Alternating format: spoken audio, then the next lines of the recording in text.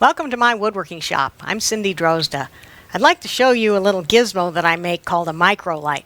It really helps me get the light right where I need it for my wood turning. It's a little LED with a couple of magnets on the back, and it can stick to anything ferrous metal. Inline switch, turn it on, and we've got light, and plenty of it.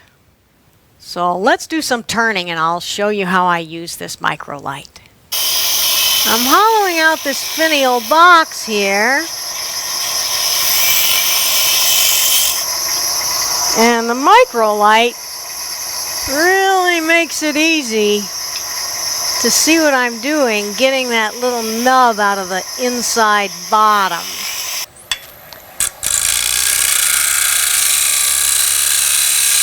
I can also put the light right on the tool